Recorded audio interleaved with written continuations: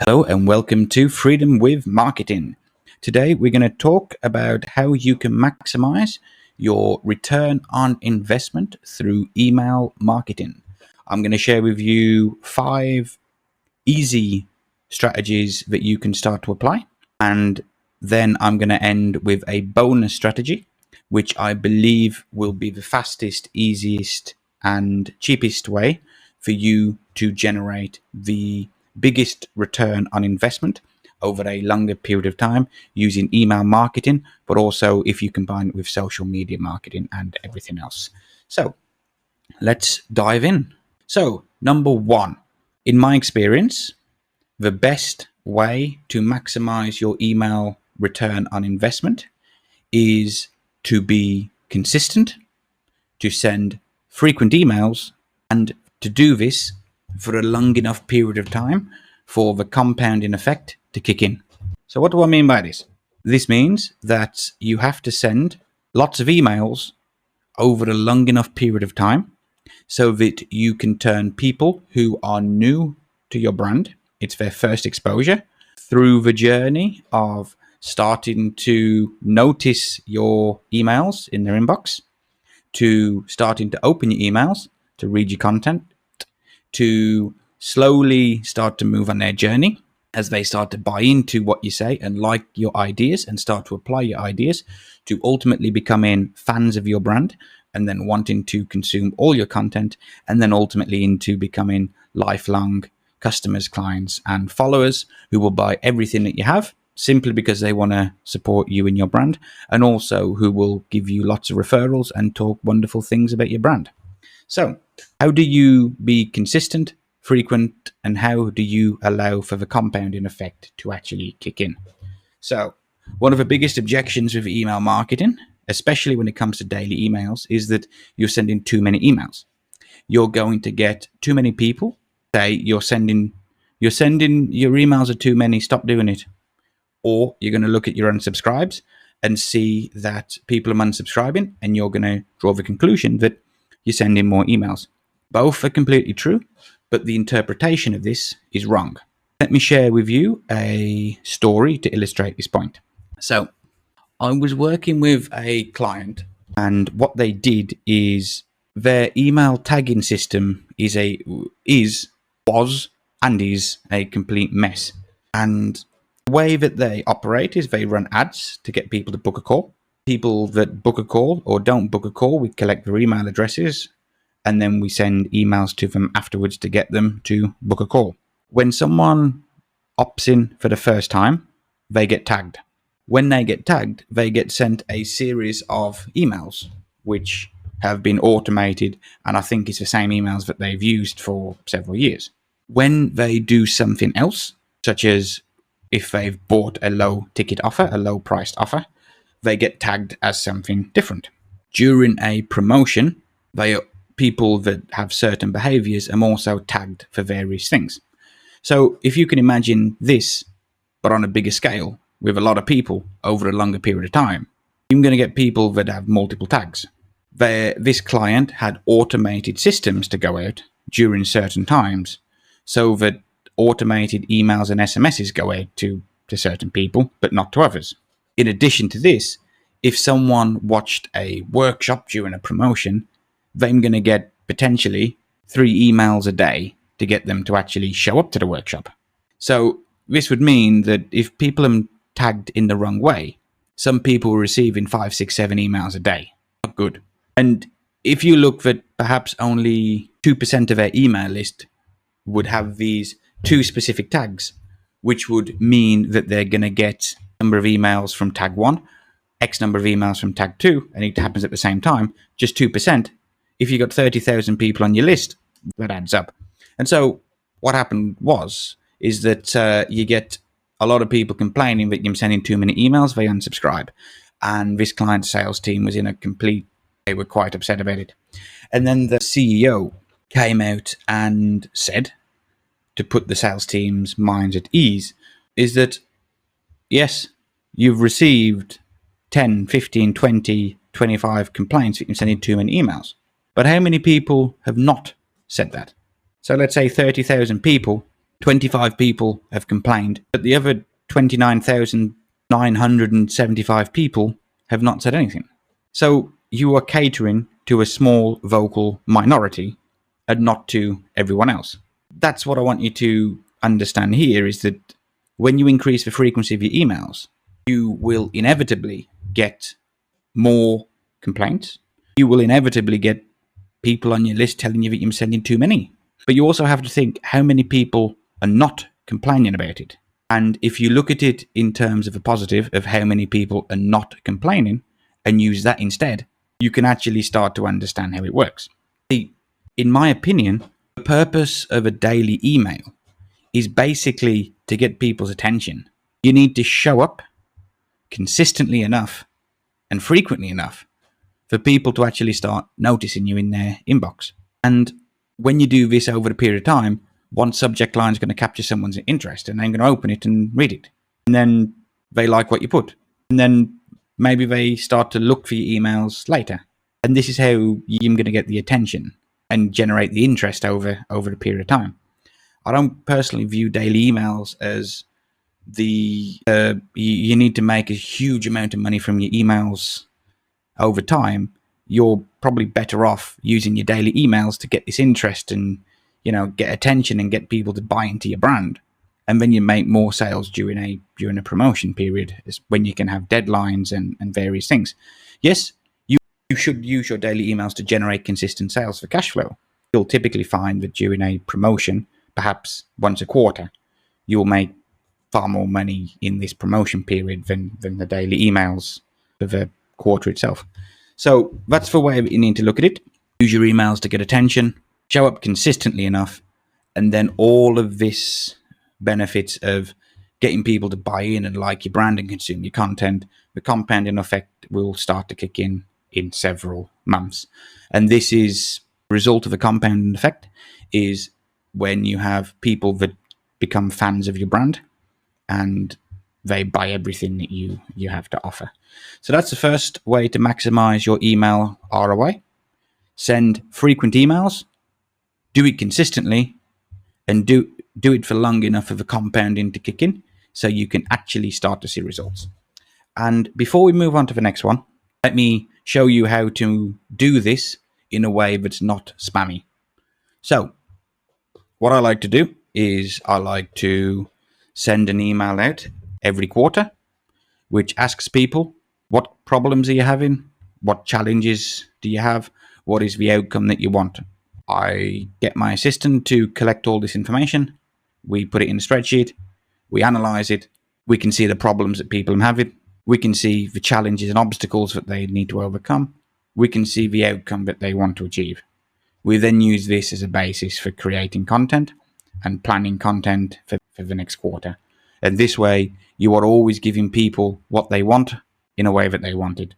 And then you analyze your email data to see which emails, which type of emails, which subject lines, which content, which call to actions, which everything perform best. This shows you what getting people to take action. And then you can replicate that again the following quarter. And that's how you always give people what they want in a way they want it. So you can send lots of emails without being spammy.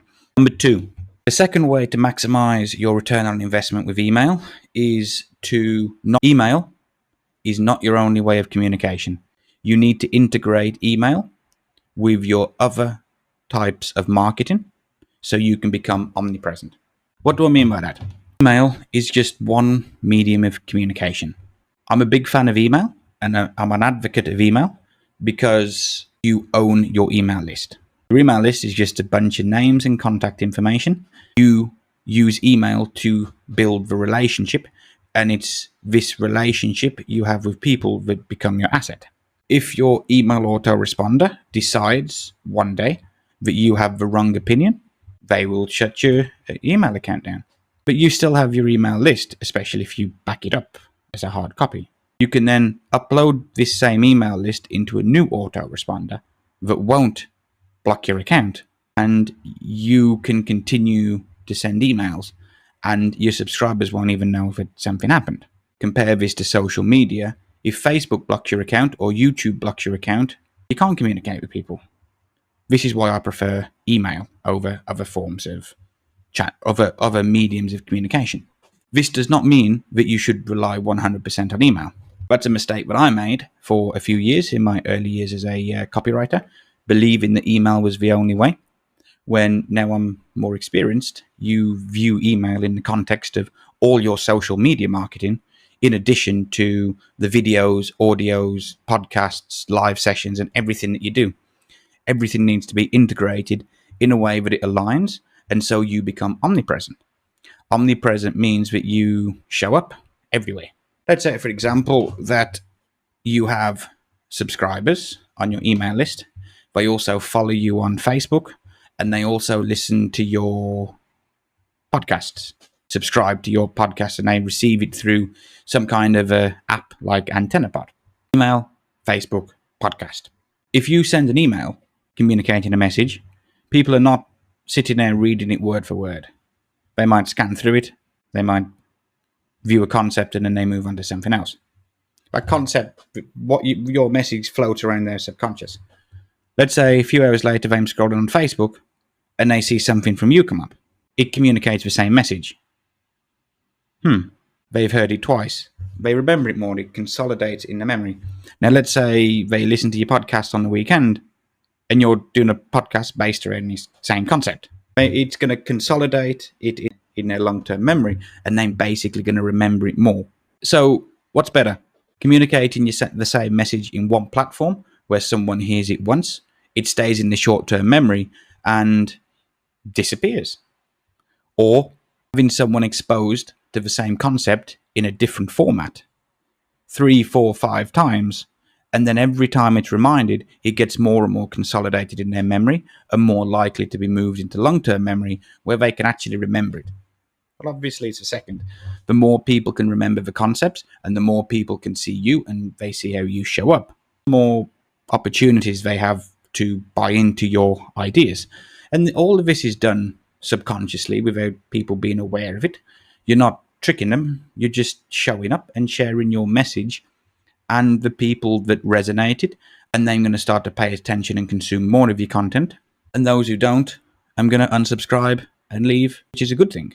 So in order to do this and to have this omnipresent effect, you need to do cross-promotion and to use email and social and all your other types of content and view it as one thing rather than individual things.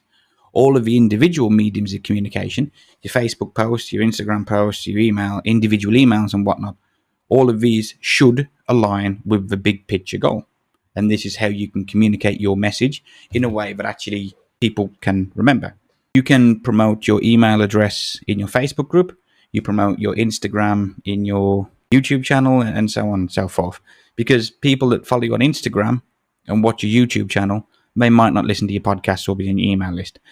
The more you can get people to cross-promote, and especially the more people that you can get onto your email list, because it is an asset that you own your list of names and email addresses, providing you back it up, you have the ability to communicate regularly and frequently. Now, the way to actually do this is you want to plan your content so that you want to create your quarterly content in a way so everything aligns to avoid confusing people. And I'm going to share exactly how you can do that potentially in about 1 or 2 hours a week in the bonus part of this video. So, number 3. The third way to maximize your email return on investment is you need to have the spaghetti at the wall approach. So this is an analogy that I've heard a few times. It works like this. Imagine you have a bowl of spaghetti. Inside that spaghetti, let's say there are potentially 100 strands. You get the bowl and you throw it at the wall. The bowl smashes. The spaghetti splatters on the wall. You walk away. You come back a few hours later and you will find that most of the spaghetti is on the floor. The place where it's splattered, it's all going to slowly fall down to the floor. But you'll probably find that 1 or 2 strands have stubbornly stuck to the wall. And these 2 strands are stuck on the wall. The rest is on the floor. The same is your job with emails, is to test lots of different ideas, lots of different types, lots of different formats, and find which emails generate the best response that align with your KPIs and your goals. You're just like with spaghetti, 100 strands, maybe 1, 2, or 3 actually stick to the wall, maybe none stick, but you have to keep trying. In order to do this, you need to know which email metrics are the best for you. Which do you want to analyze? Do you want to look at open rates? Probably not. Do you want to look at click-through rates? Yes, I think click-through rates are a good metric. Do you want to look at the number of unsubscribes? Probably not. Do you want to look at the bounce rate or other metrics? Maybe not. The metrics that I'd consider you to look at would be click-through rate. The click-through rate measures the percentage of people that click the link.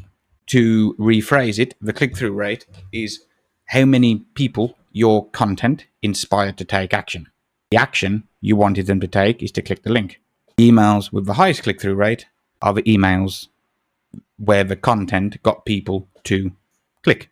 You want to find what content generated the highest click-through rate and then do more of it. You also want to look at other metrics like earnings per subscriber or earnings per email. Your email autoresponder might generate that metric for you, or you might have to calculate it. But it's pretty easy to calculate. If you send an email out today and it generates, just for numbers' sake, it generates $1,000, and you have 1,000 people on your email list, you've generated $1 per subscriber. The earnings per email would be you've generated $1,000 per email. And then let's say tomorrow the email generates $50. You look at the email that generated the most money, and this shows you which type of content gets people to take action and actually buy. Identify these, do more of them. And when you can do this over a period of time, combined with what I suggested in point 1, which is to ask people what they want, what problems they have, and how they want you to help them on a quarterly basis, you can then combine all of these, and then in the second quarter, when you throw the spaghetti at the wall, it's much more likely to stick. And then you keep repeating the process and testing your way until you find your metrics don't really improve very much. And that's when you've reached the point where you know what type of content your list wants, your format they want it in, your type of common problems. This will change over time, so you have to keep on top of it.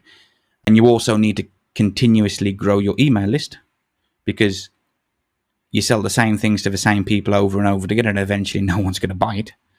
So you need to continuously grow your email list in addition to this.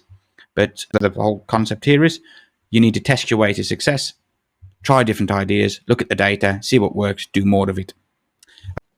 Maximizing your email return on investment. Number 4, you need to segment your list. What does segment your list mean? Segmenting your list means you need to communicate different messages to different people. An example I've given in the past is with a client, and they helped people become teachers. They had a certification, which was for people who want to be teachers. They had a diploma for people who are already teachers and want to improve their skills. 2 completely different types of people. Does it make sense to send the same message to both people? Probably not. If your goal is to sell the certification, you don't want to sell the certification that helps people become teachers to people who are already teachers.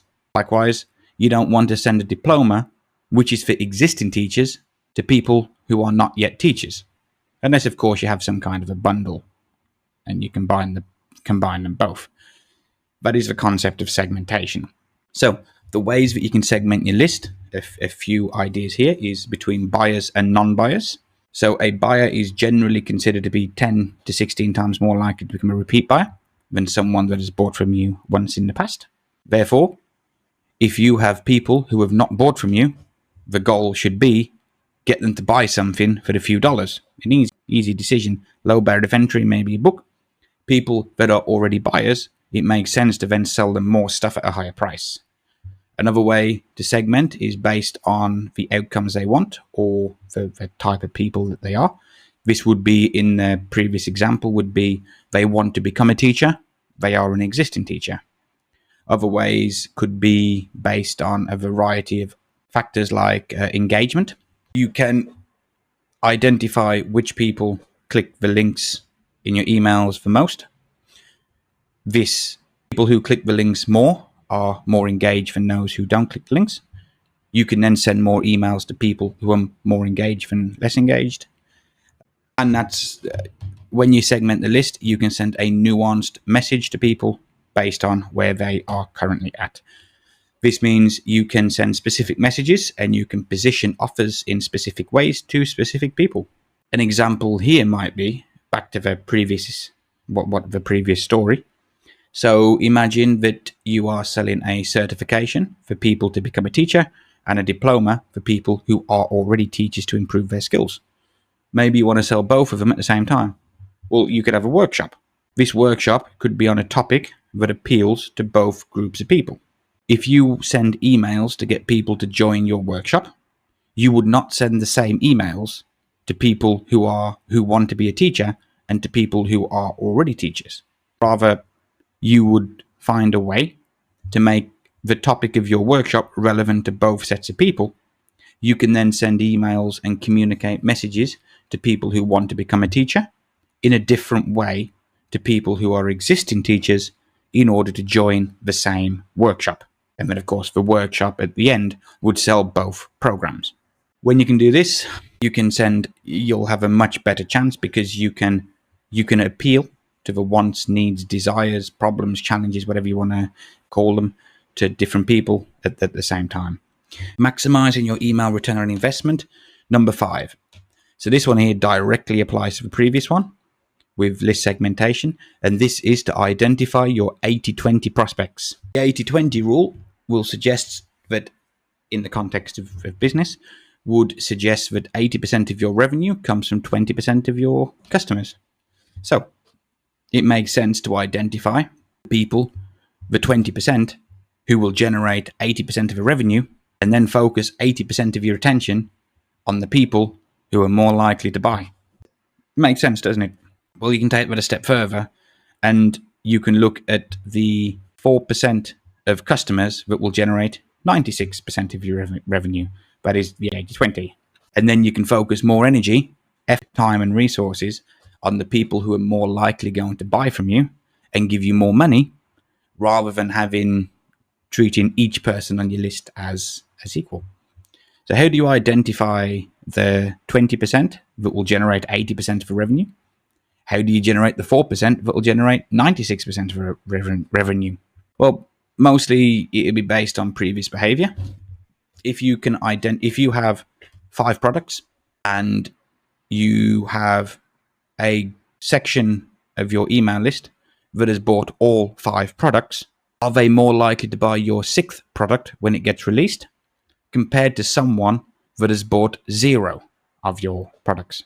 Logically, someone that has bought all 5 of your previous products, especially if they buy them at different times, are much more likely to buy the next one based on their pattern of behavior than someone that has never bought from you. So that's one way that you can do it. Find people that have bought all your stuff and then sell them the next product. Another way might be based on if you sell a service and you have a book call, you might have a waiting list. If you have a waiting list, these are people that would have put their hand up and said, I'm interested. Let me know when you open your doors. If you don't have a waiting list, I'd suggest you get one. Of course, if you have an evergreen product or you don't have a service, this might be a bit more challenging. But if you do have a waiting list, this would be your 80-20 prospects. It makes sense to focus your energy on these first than everybody on your list.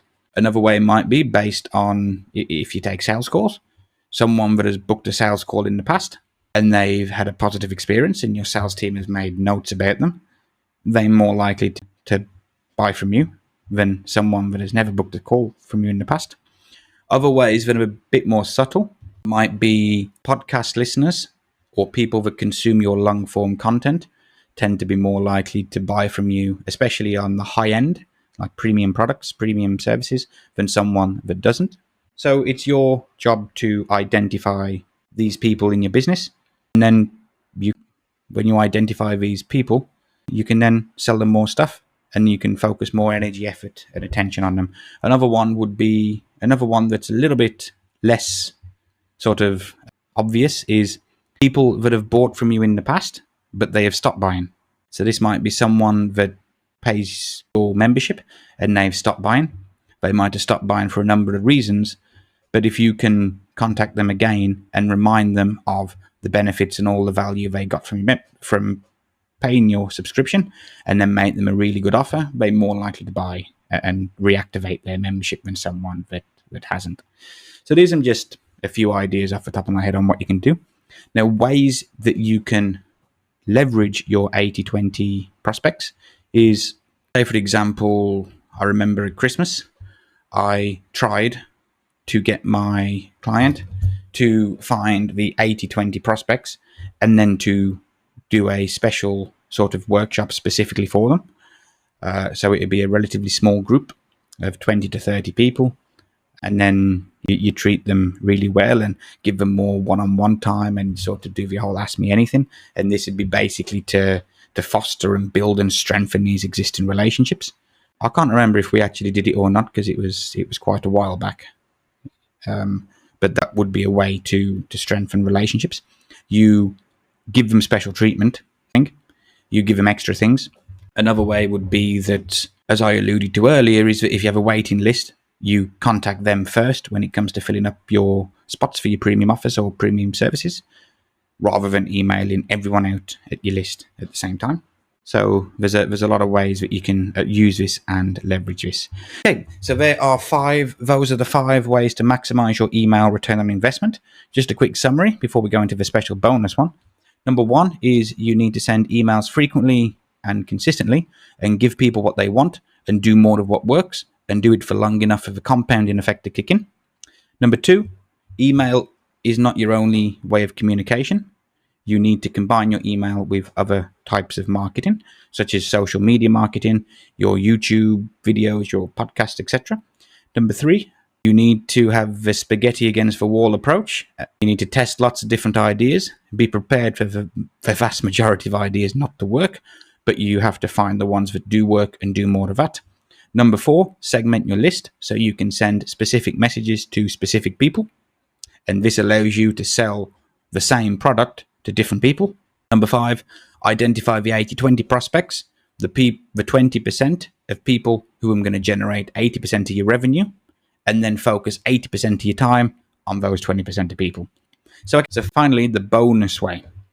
So the bonus way is to get the maximum return on investment from email marketing is to use leverage.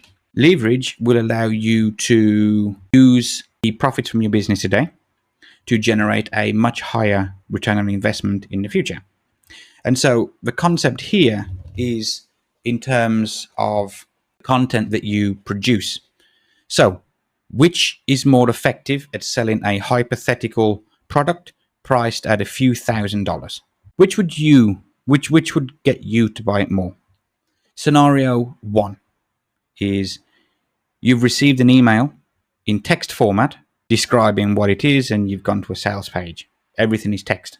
Number 2 is you have decided that you're going to go to a conference and you have to book flights, you have to book accommodation.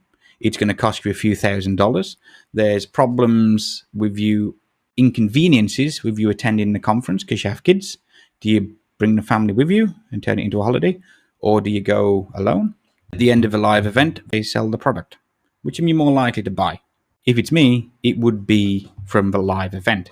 The reasons for this would be that it costs you more money to actually show up. You have to commit more in order to show up to it, which therefore means you're going to pay more attention and you're actually going to apply the lessons that you learn, because there's a higher cost in terms of money to attend, but also in terms of time to actually get there, so you're more committed. And 2, because you're there in person and you know that this person is real. They're a real human. You can see them. They're on stage. They're talking to you.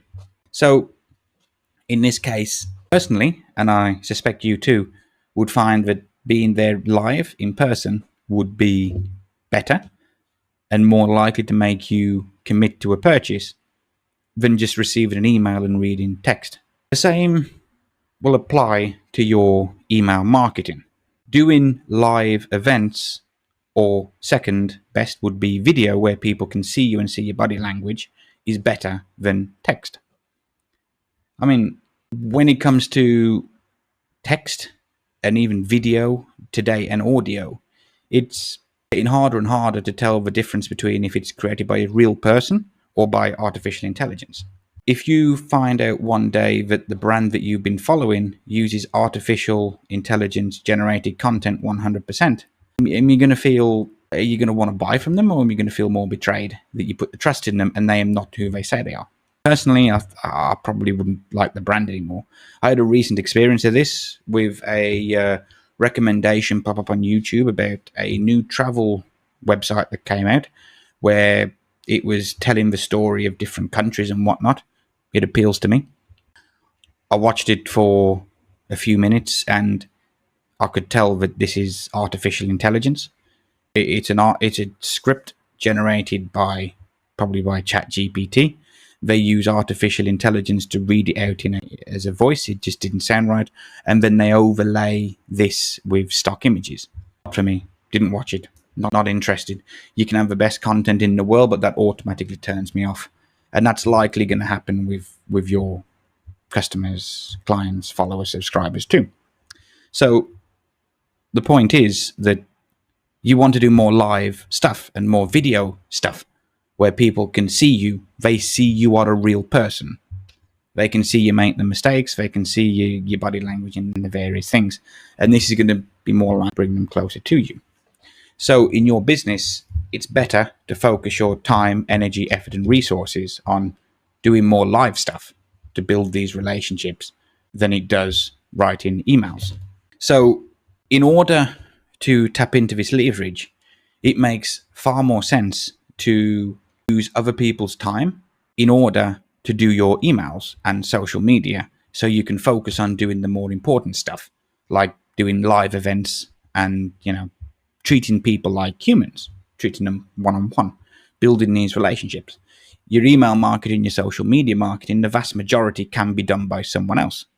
So why not invest your money into getting someone to manage your emails and social media, so you can focus on doing the live events and the videos? Because this is what's going to give you the maximum return on investment. But you see, the smart way to do this would be you record a live video, and you can do a live video on YouTube, Instagram, Facebook, anywhere else that you want at the same time. You're tapping into the audience on Instagram at the same time as the people on YouTube, at the same time as people on Facebook. Because people that follow you on Facebook might not follow your Instagram. People that follow you on Instagram might not follow you on YouTube. And people that follow on YouTube might not follow on Instagram or Facebook. So you do it live across these different platforms, you're tapping into more and more people. You then get your team, or you then get someone else to take the recording of your live video. They can then turn that into a video, which you'll publish on your YouTube channel and maybe your Rumble channel and where else you want to do it. Your 1 hour live session can then be divided into shorter videos. Your shorter videos might add up to 5 or 6. The shorter videos will be 5 to 10 minutes. Now, your one live video for 1 hour has become 7 videos on YouTube and potentially 7 videos on Rumble. You can then get your team or someone else to take the short videos of them to promote the long video, and then you can put them on your YouTube channel too. You then extract the audio of your 1 hour video and publish that as a podcast on different podcast platforms. You then get the transcript, and you can use the transcript to turn it into content for emails and content for resources. So with this way, you can spend about 1 hour a week, maybe 2 hours a week, doing a live video.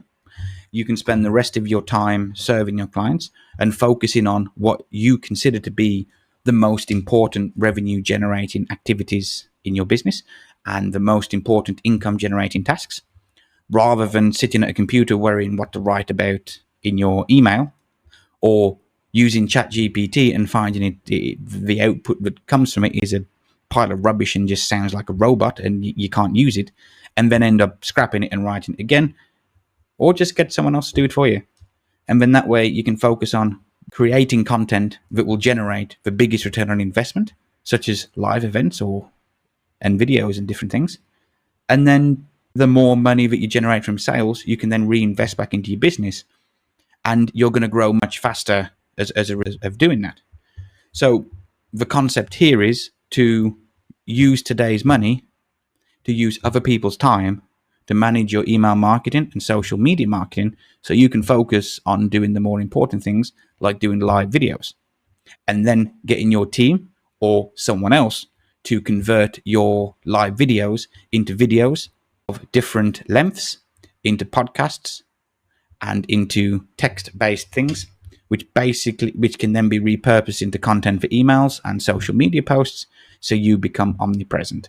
So if you would like any help with that, my team and I can help you do it. We can evaluate where you're currently at in your business and suggest what I think and what my team and I think is the best way that you can apply a strategy like this, where you can record stuff once and then repurpose it into multiple assets and use email and social media marketing to promote it all, and then to plan and schedule regular promotions. We can give you some advice on what we think would be the best in your situation for your product and service, because everyone's different. And then if you want to work with us, you can make a decision at the end of that. Feel free to reach out to me. You'll find the contact details below. That's all for today. See you in the next video.